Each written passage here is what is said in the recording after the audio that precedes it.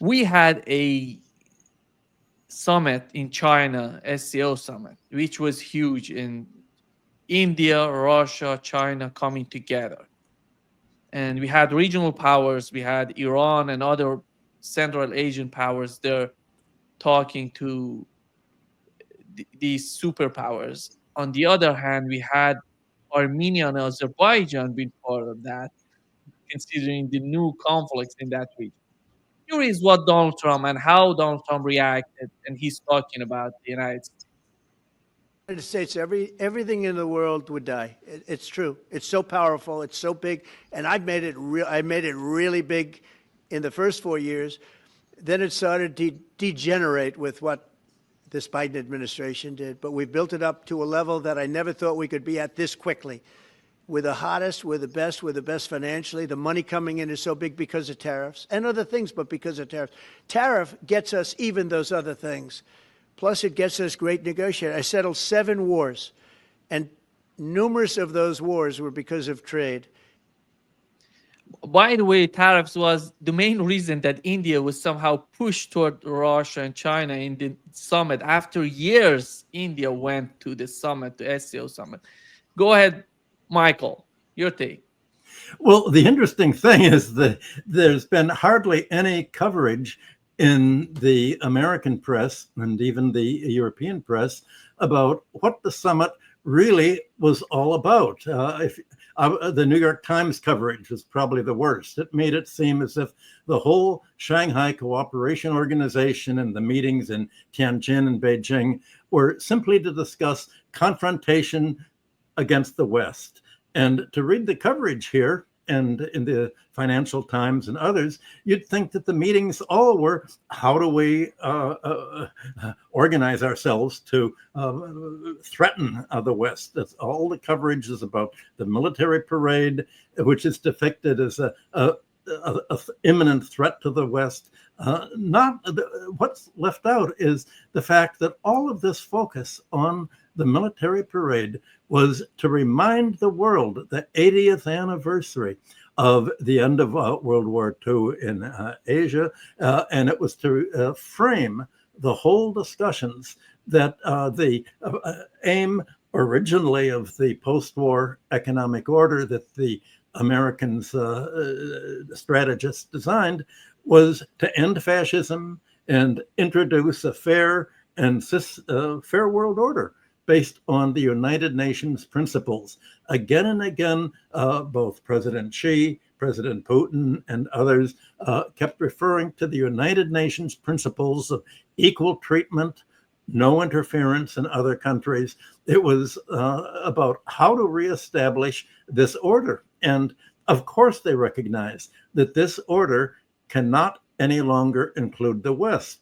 Putin's speech especially was how the United States and Europe have led the West away from the United Nations principles, away from the open international economy, away from the most favored nations treatment where you treat other nations equal and you acknowledge the security demands of everyone.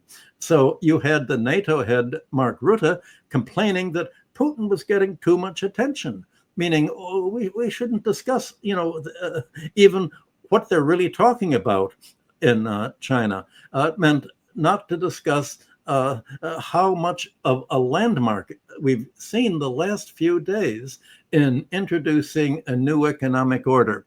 And President Putin, when told about this, explained that the press conference he gave one, the confrontation was not at all the focus. The talks were about how to spell out the details of consolidating relations among the Asian countries, the BRICS countries, and the global South countries themselves. There was no mention in the speeches that were given and the press conferences really about the West. It was about themselves. And specifically, how are Asia and the global South countries to go their own way with minimum contact and exposure to the West? They're not trying to attack the West. They're trying to isolate themselves and break free of the Western economic model of Margaret Thatcherism, financialization, neoliberalism that's led the West to deindustrialize. How can the members of the SCO, BRICS, and their allies in the global South, how can they create a socialist market economy, basically along the similar lines to China, that actually raise living standards and increase productivity instead of deindustrializing? So no war is really threatened except by NATO, but there's not going to be peaceful relations either. The idea is how to become independent of relations with the West. And this is what's not being discussed here. And this split is best epitomized by the power of Siberia to pipeline. That was the most important discussion that came out. And this was gas that originally was planned to go to Europe via the Nord Stream 1 pipeline. Well, that's all ended. This Siberian gas is going to go via Mongolia to China.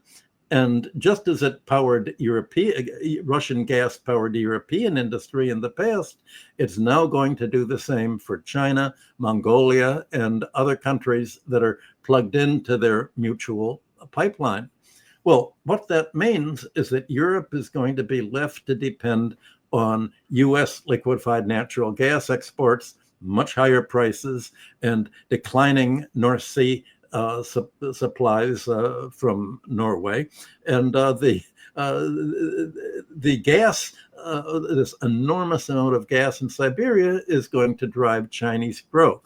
Well, yes, you could see the fury that this has caused in Europe. Yesterday afternoon, the German Chancellor, Friedrich Merz, called Putin perhaps the most serious war criminal of our time. What he said, the European Union is rapidly transforming from an economic union it's into a military political bloc with almost, he gave almost constant aggressive decisions and statements, and that's how President Putin described what Merz said, that the Western reports are simply belligerent. And Putin said, we do not assume that any new dominant states should appear. Everyone's going to be on an equal footing. In other words, no new dominant state means we're not going to let the United States and its satellites in Europe run the world anymore, certainly not run us. But there's a recognition that, yes, the United States can run Europe and probably Japan and Korea for the time being, but all these meetings were, how do we not get involved in that? And you quoted President Trump before. He, on social media, he wrote, President Xi, please give my warmest regards to Vladimir Putin and Kim Jong-un as you conspire against the United States of America. That was how the message of the reporting of all of this has happened. And I don't want to go on too long, but I just want to point out that the contrast between the successful consolidation of the Shanghai Cooperation Organization and the BRICS trade and investment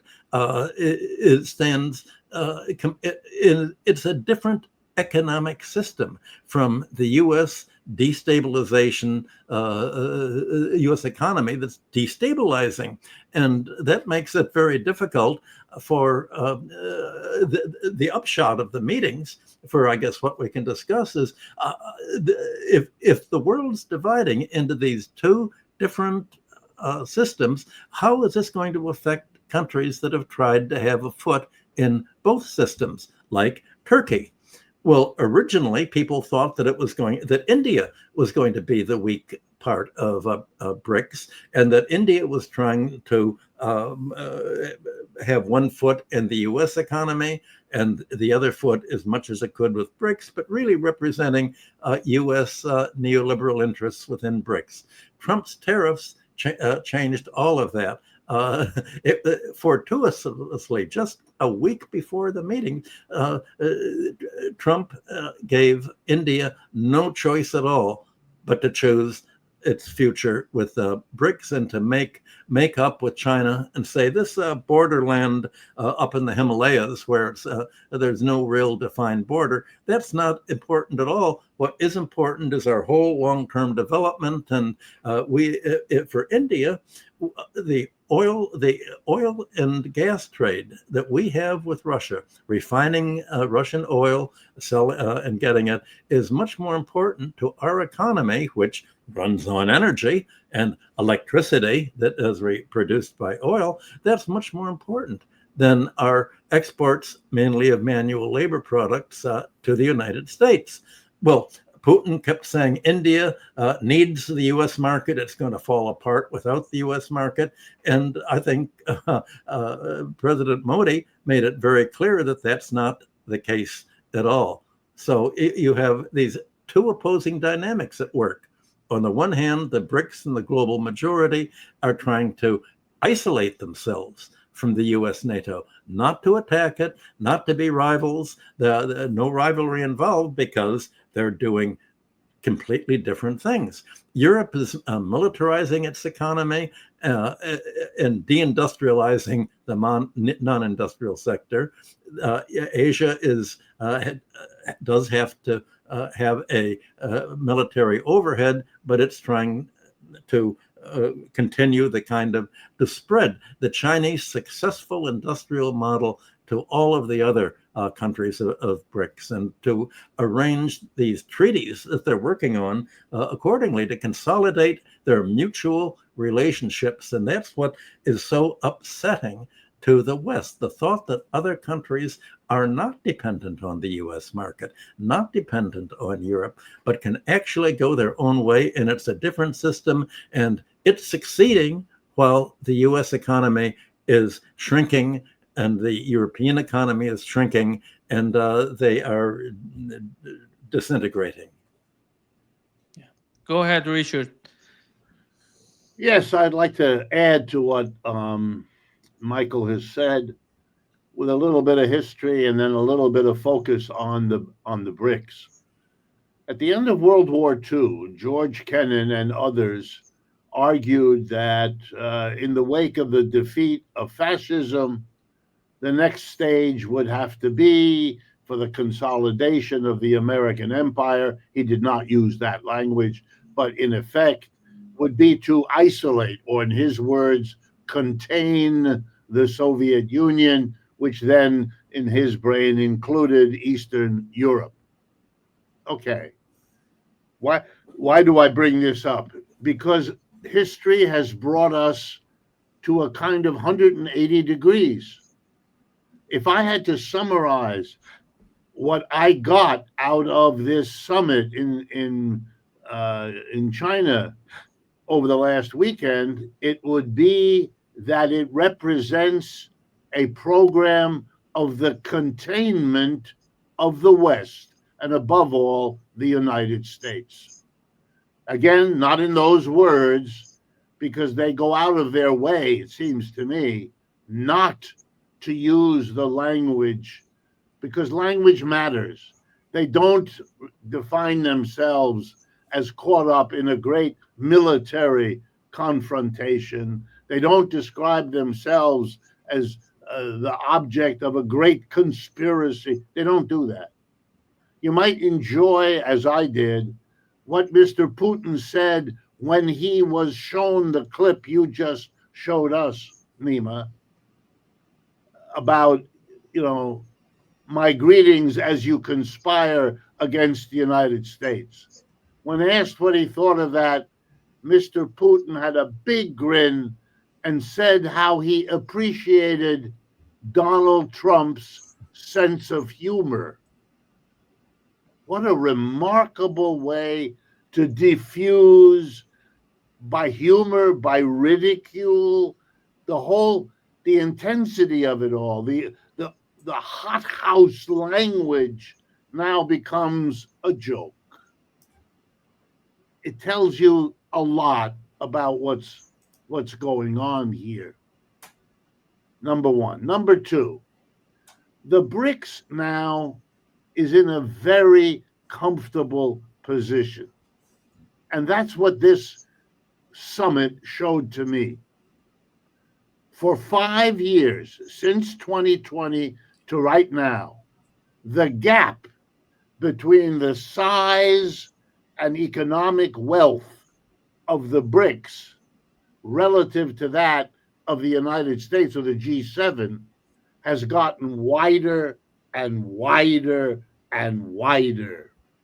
This is stunningly important. They caught up in the year 2020, and they are now leaving us in their rear view mirror as they move forward. That's why Michael's point is so important. Their major function now is to consolidate, to organize, to integrate what they already have, which I want to remind you, the BRICS together is more than half the population of this planet. And the G7 is barely 10% of this planet. And those numbers are very, very hard to overcome. And if you add the 5 years in which one of them grows markedly faster than the other one, I want to remind you, Germany is in recession. Britain is barely holding on. The United States feels better than all of them because it has 2.5%. China has 5% and India has 7%. There is no contest here.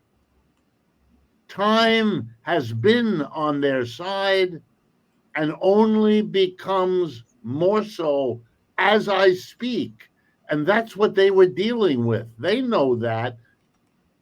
The United States people know it too. Everybody knows it. But that means they don't need and they don't want military confrontation. And they don't want it because they don't need it. Whereas the West wants it because it needs it. You have to keep that in mind, or else you'll misunderstand the dynamic that's going on here. And I think at the bottom here is a very, very dangerous situation. And let me end my comments with that. The United States maintains 700, roughly, military bases around the world. Russia and China have nothing like that. China lists one, and I don't know what the Russians list, but it's trivial. Okay, what does that mean? Well, let me give you a second example. Over the time of the meetings in Beijing, the one dramatic thing that the United States did and made sure that the president announced was an extraordinary act. A boat, a little boat with a few outboard motors, was moving in waters 1,000 miles away from the United States. It was clear from the pictures that we've now been shown that this boat had no missiles on it. It couldn't have sustained them. It was too small. It was moving in the water between Venezuela and Trinidad, which is a short distance. Those countries are separated by 10 or 12 miles of water.